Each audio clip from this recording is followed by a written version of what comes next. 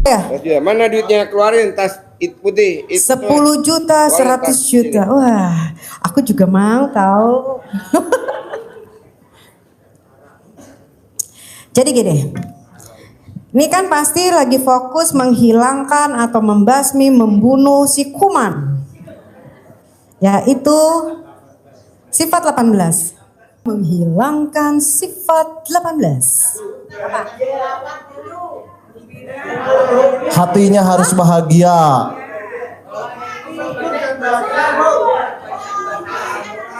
Apa? Oke, apa lagi? Hatinya harus bahagia terus dalam kondisi apapun.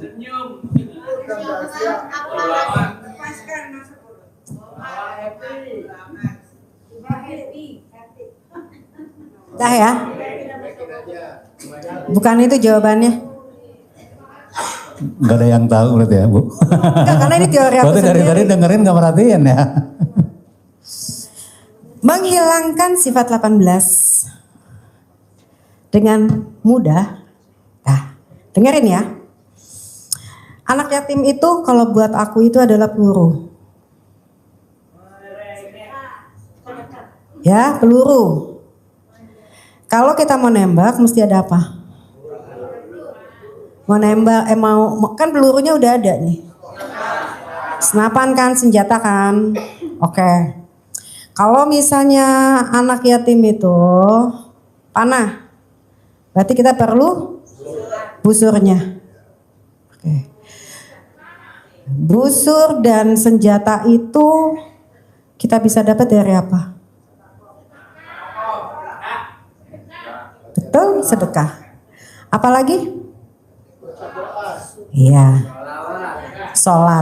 Sholawat. Jadi ibu bapak untuk menghilangkan 18 banyakin sedekahnya. Kencengin sholatnya. Kencengin baca Qur'annya karena itu akan gugur dengan sendirinya. Kenapa? Kenapa bisa gugur? Coba. Bukan. Karena hatinya tenang. Hati yang tenang, hajat semua terkabul. Iya. Kalau kita gelisah, kan itu was-was setan. Ya kan? Dengan sedekah, dengan sholat, dengan baca Quran, itu senjata kita. Pelurunya anak yatim.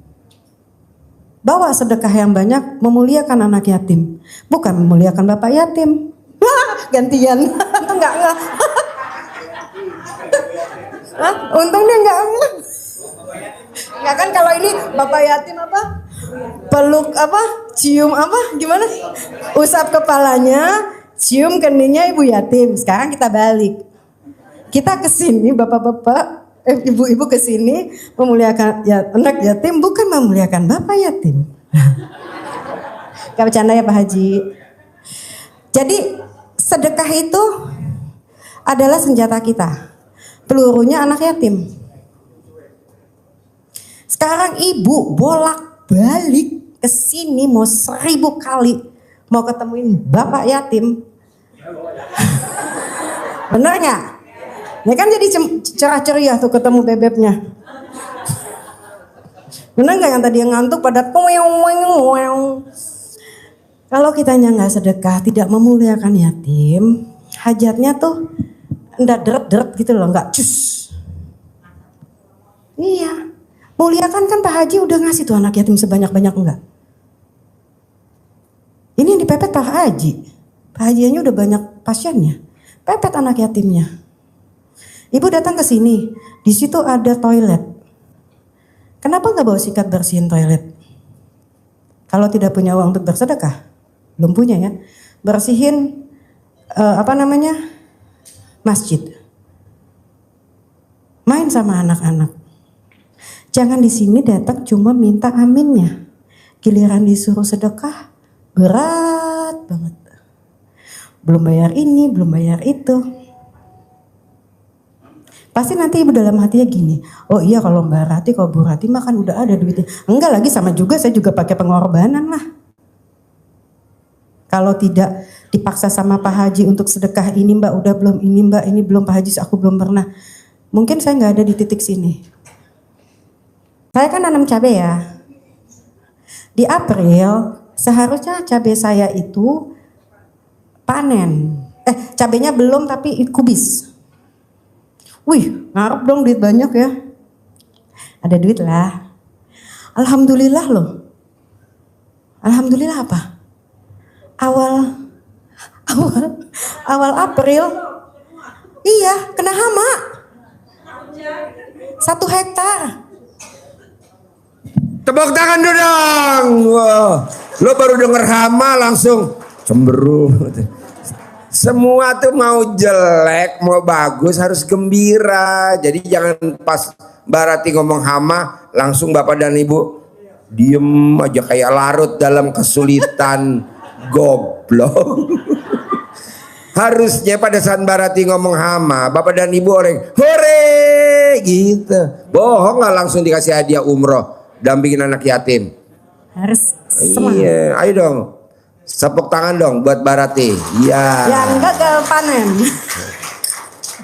Ayo Mbak. Kalau aku nggak belajar dari Pak Haji untuk legowo dan terima takdir baik dan tidak baik, mungkin udah stres banget dong. Ya nggak sih? 1 hektar. Hore. Gue setuju tuh. Bawa kasih hadiah tuh. Nganterin anak yatim sampai depan bandara Soekarno-Hatta. Enggak sampai tol, habis dijorokin. Di tengah tol. Ya masih makin meningkat kita nanti sampai Jeddah dong. Amin, Allahumma amin. Dah ya, aku lanjut. Petani saya telepon, Bu Bos, kenapa Bos? Duh Bos, kan orang Sunda ya, aduh Bu Bos apa? Punten hayo. Terus kenapa? Kena hama. Alhamdulillah. Iya betul. Nah, terus satpam saya nanya, Bu, Ibu katanya teh nanam itu cabai sama itu kapan panennya? Ih alhamdulillah. Enggak, gua gagal panen. Terus sampai dia gini, Ibu gimana sih kok gagal panen? Malah alhamdulillah. Ya udah nikmatin aja lah ya yang dikasih Allah hari ini. Tapi di akhir April bukan, karena saya terima takdir Allah yang tidak menyenangkan dan tidak mengenakan dengan hati yang legowo seperti Pak Haji selalu bilang, alhamdulillah ruko saya diperpanjang kontraknya. Tepuk tangan dulu. Lu bisa. Ya kan? Kalau dulu mungkin waduh aduh gimana nih. Tapi setelah Pak Haji selalu bilang, Mbak terima dulu takdirnya yang baik maupun yang tidak baik. Hatinya legowo dan gembira. Ya udah, jadi ringan nggak? Ternyata Allah ganti. Ya kan? Dan hajat saya kepengen pergi umroh itulah hajat saya udah dari pernikahan saya pertama. Baru Allah kabulkan di tahun ini. Itu saya pergi itu di hari pernikahan saya. Ya kan? Jadi ucapan adalah doa, pikiran kita juga adalah doa, dan yakin gak usah dipikirin, bodoh amat. Nih cerita lagi nih. Kemarin waktu saya habis umroh Ramadan, setelah sebulan itu saya kehilangan giwang.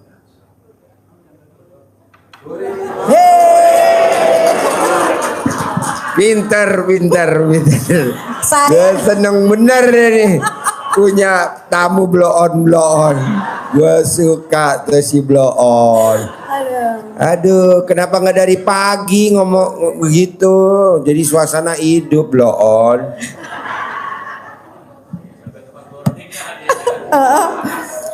Saya baru ngeh nih. Waduh, gimana ya? Apakah bungkus sama tisu kan suka gitu ya, ibu-ibu bener nggak? Tapi saya nggak mau sedih. Ya udahlah kalau udah nggak ketemu, kata Pak Haji kan harus menerima takdir yang tidak enak dengan hati legowo dan gembira. Kalau dikalkulasiin ke rupiah, ya gitu deh, ya. Tapi apa yang saya lakukan? Allah gantikan saya umroh.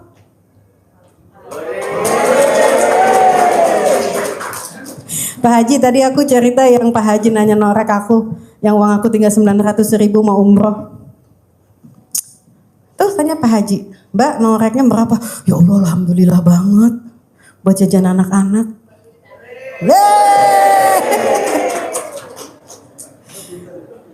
Jadi apa? Senangnya ngajaran anak TK. Iya.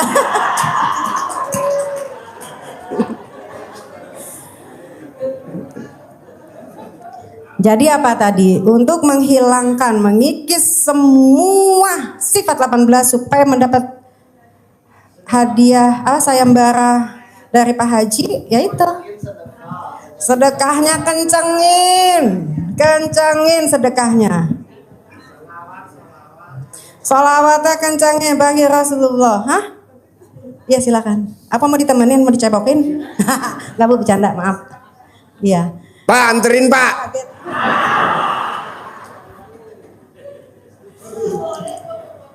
Ya kan? Dan jangan mikir sedekah itu uangnya dari mana. Tadi saya bilang tuh, giliran rokok aja lo bisa beli. Ya kak? Giliran sedekah, nah ibu-ibu lipstick, ini apa kerudung merah kuning hijau, baju, wih, coba ganti semuanya. Marco, sakit perut. Ya kan, Shopee-nya. Mau pinter ya.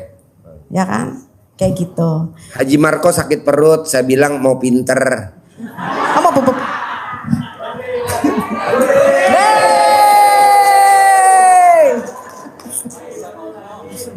Lapar ya, bebek, ayang beb.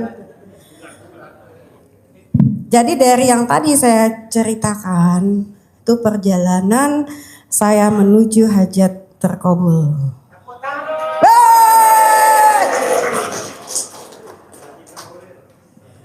Ada pertanyaan lagi nggak? Apa? Ya, Bapak apa? Cair.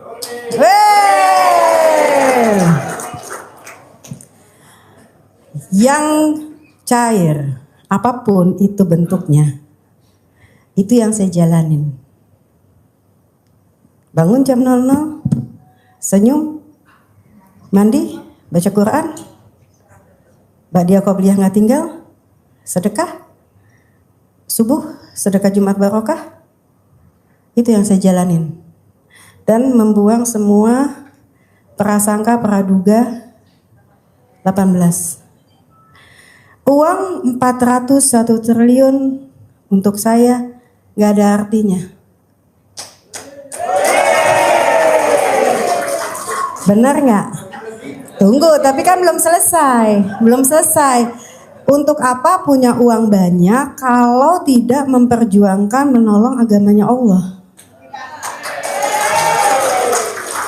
Salah satunya Kata apa? Mbak Rati apa? Kalau nggak menolong, hah?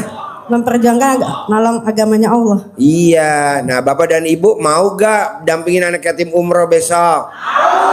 Iya dong, bikin Mbak Rati seneng, gembira. Jadi kan nanti Bapak kesortir, kepilih. Jadi, nah, enaknya nih ngajar sama anak TK. Kenapa saya bilang memperjuangkan menolong agamanya Allah? Karena di sini ada anak yatim. Betul kata Pak Haji, kalau kita memuliakan yatim, kita akan berdampingan dengan Rasulullah seperti jari tengah dan jari telunjuk. Itu yang dikejar. Yeay! Benar nggak? Sekarang Bapak dikasih uang sama Allah. Ya, Ibu. Kalau nggak bisa mempergunakannya dengan di jalannya Allah, hisapnya gede loh. Hore! Hisap ya yang gede ya.